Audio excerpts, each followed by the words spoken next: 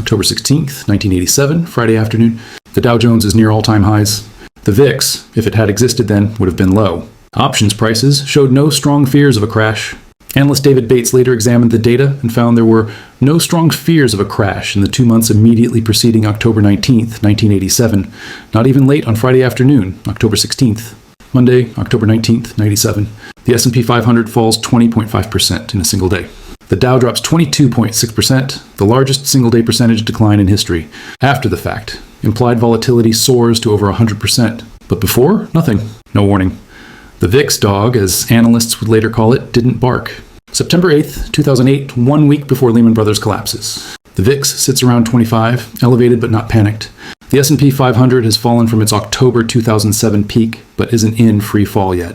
Nobody believes a major investment bank will fail. Nobody expects the government to let it happen. Then September 15th, Lehman files for bankruptcy, markets crater. The VIX explodes to 80.86 by November 20th, late February 2020. COVID is spreading, but markets are near all-time highs. The VIX remains below 20. On February 19th, the S&P 500 sets a record close. 2 weeks later, markets are in free fall. By March 16th, Black Monday the 2, the Dow drops 12.93% in a single day. The VIX hits 82.69, the highest level since its 1990 inception. The pattern is consistent across every major crash. Markets look strongest right before they collapse. The VIX is low, signaling complacency.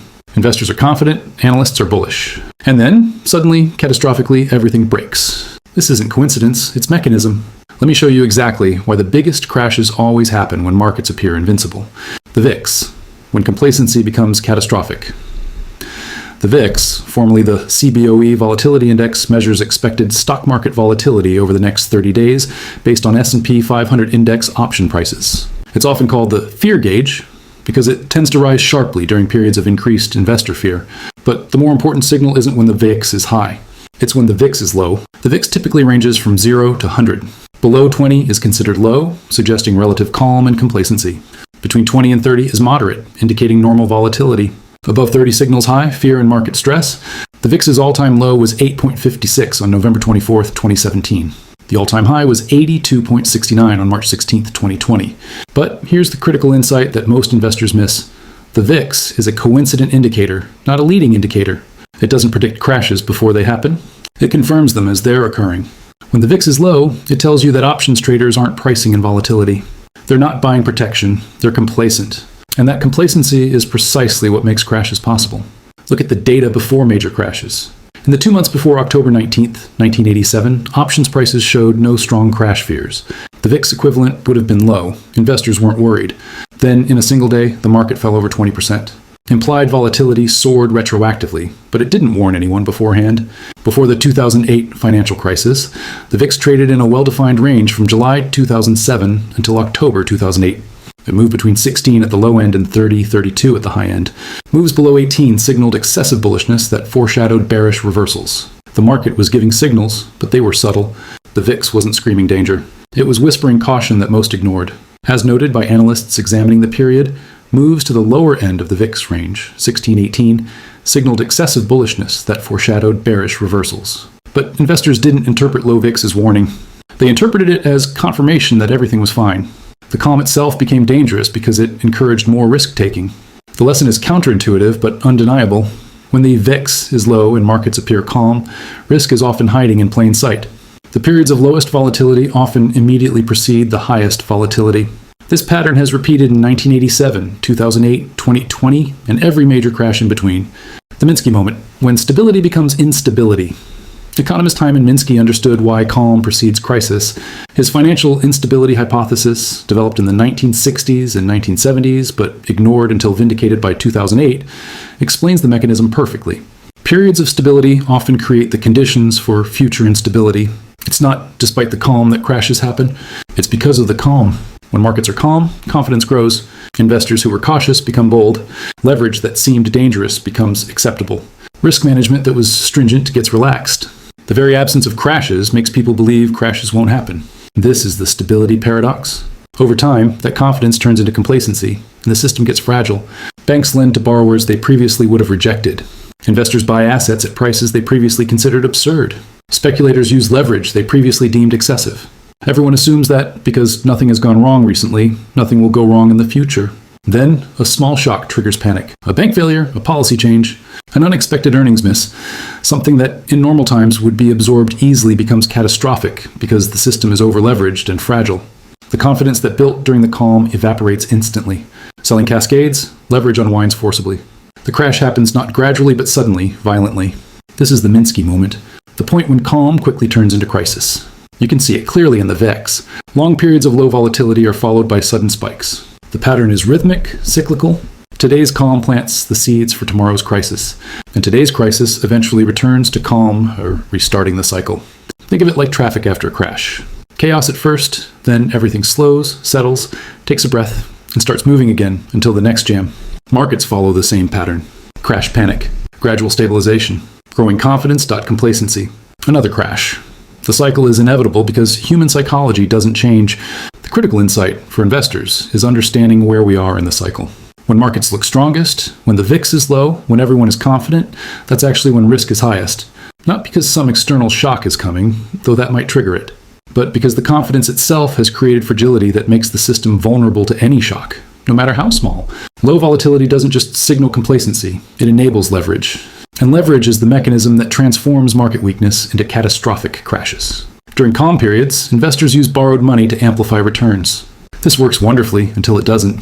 Then it destroys wealth with terrifying speed. When the VIX is below 15, borrowing costs for leverage strategies decline. Margin requirements get reduced. Risk models show that volatility is low, so more leverage is safe, according to quantitative metrics.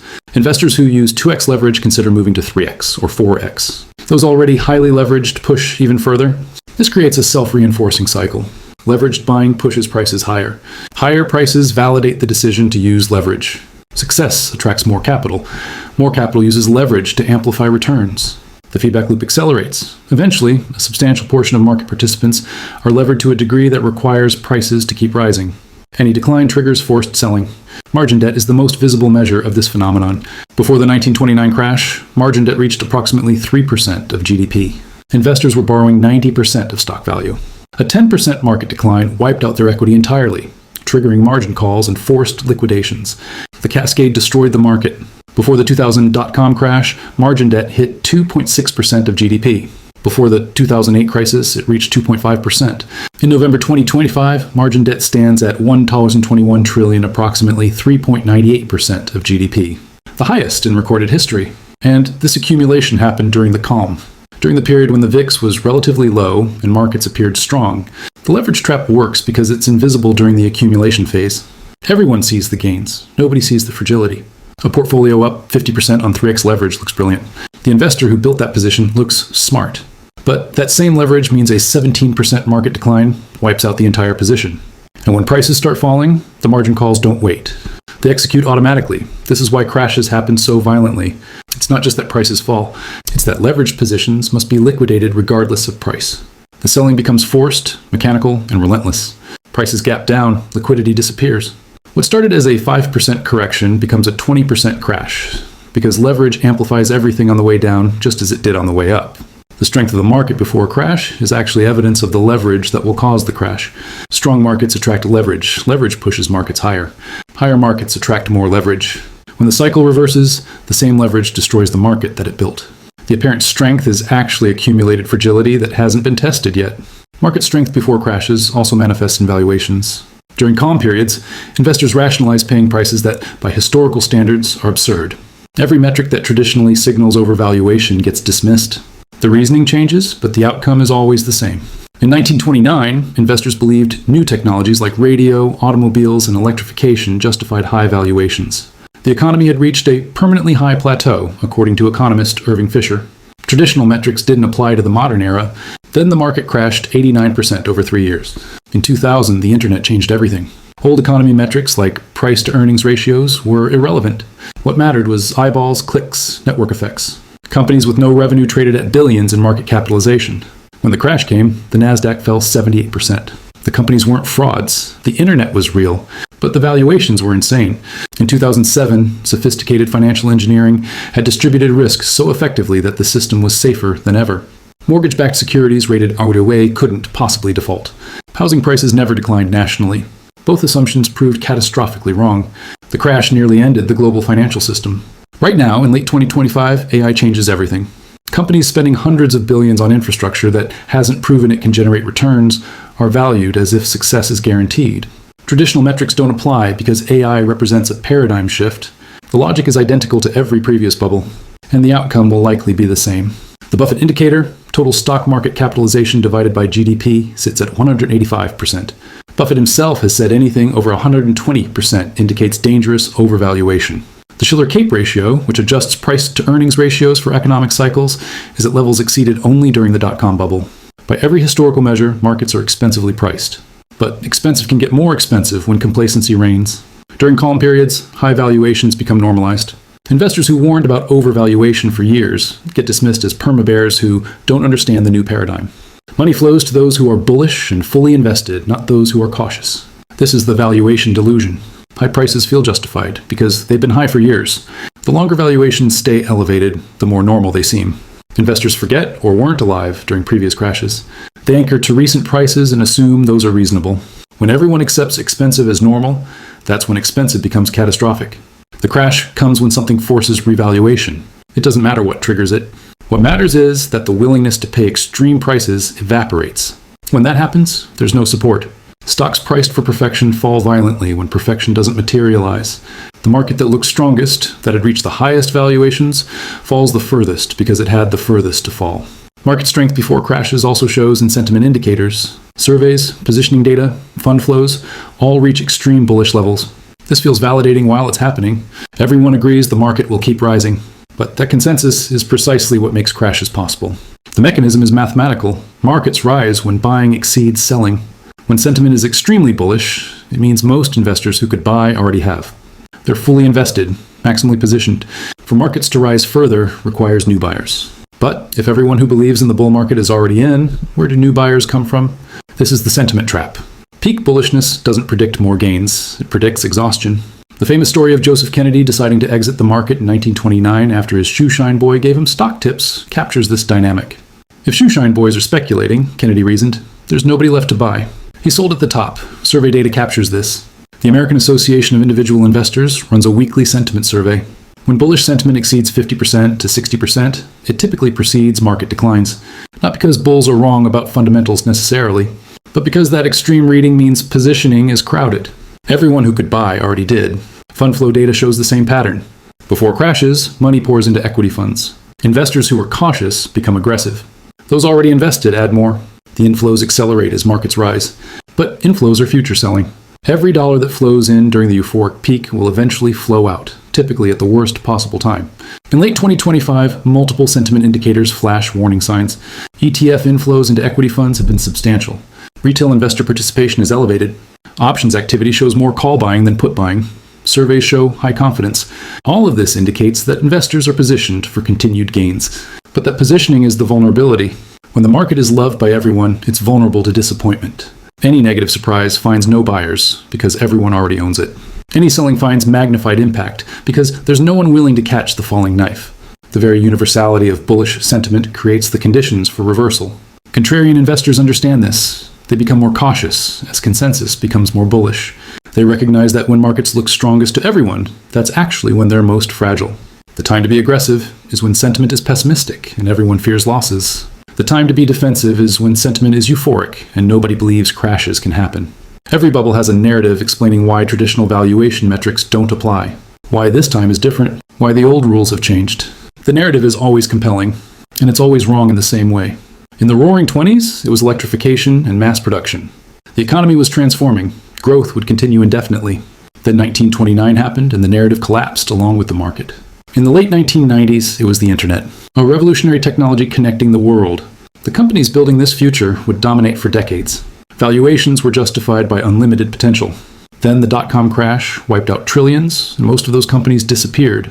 In the mid-2000s, it was financial engineering and the Great Moderation. Central banks had mastered the business cycle. Sophisticated models had distributed risk optimally. Housing provided safe returns.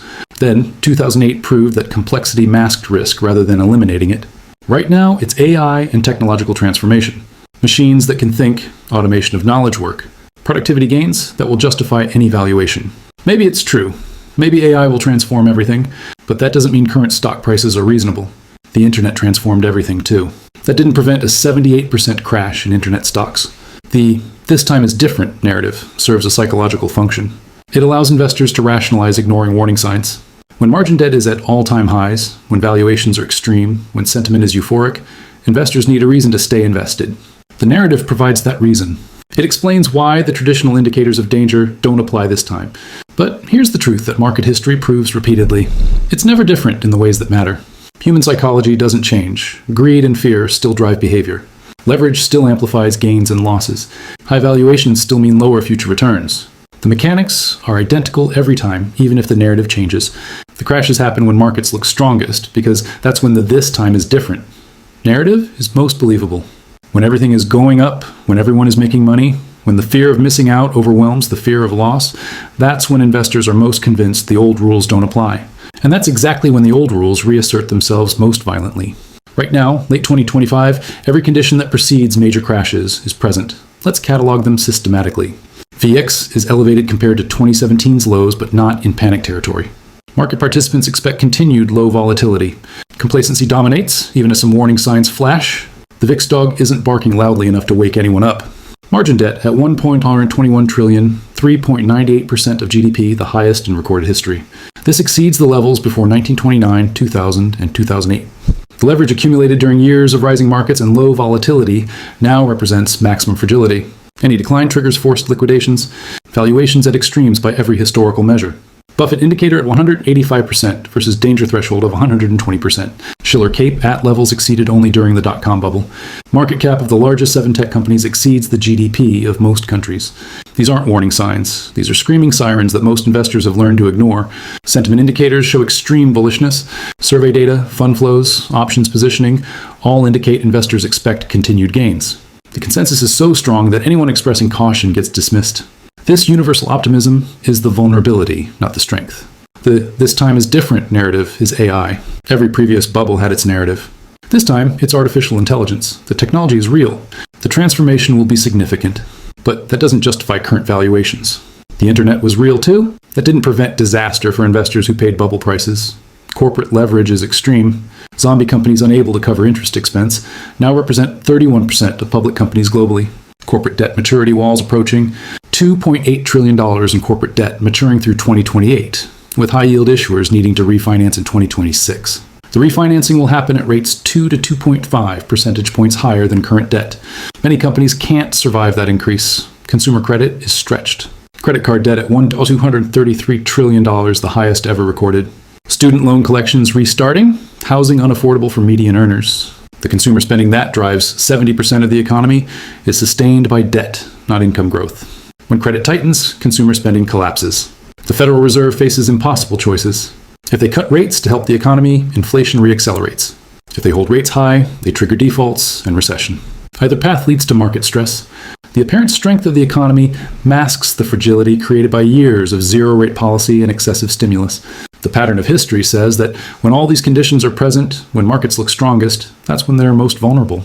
The crash doesn't require a specific catalyst. Anything can trigger it. A geopolitical event, a corporate bankruptcy, a policy mistake. The trigger doesn't matter because the fragility is already present. When it starts, it will accelerate rapidly. Modern markets move faster than historical markets. High-frequency trading, algorithmic liquidations, and electronic execution mean that crashes happen in hours or days rather than weeks or months. The VIX will spike from complacent levels to panic levels overnight. Margin calls will cascade. Investors who built leverage positions during the calm will face forced liquidations. They won't have time to react rationally. Their positions will be sold automatically at any price. This forced selling will push prices lower, triggering more margin calls, more liquidations. The loop feeds itself. The assets that performed best during the bull market will fall hardest. The largest tech stocks, the AI winners, the momentum favorites, these will experience the most violent corrections because they're the most crowded trades. When everyone owns the same stocks and starts selling simultaneously, liquidity disappears and prices gap down. The narrative will shift instantly. AI will transform from revolutionary opportunity to bubble that was obvious in retrospect. Leverage that seemed prudent will be recognized as reckless. Valuations that were justified by new paradigms will seem absurd. The shift from confidence to panic happens almost instantaneously. Those who prepared during the calm will survive. Those who stayed fully invested because markets looked strong will suffer catastrophic losses. The difference between surviving a crash and being destroyed by it is understanding that market strength is often the warning sign, not the all-clear signal. The uncomfortable truth. The biggest crashes happen when markets look strongest, because strength creates the conditions for collapse. The calm period allows leverage to accumulate, valuations to reach extremes, sentiment to become euphoric, and complacency to dominate. These aren't signs of health. They're accumulated fragility waiting for a trigger.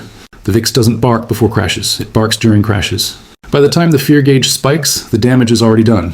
The investors who wanted to protect themselves should have acted when the VX was low, when markets looked strong, when everyone else was confident.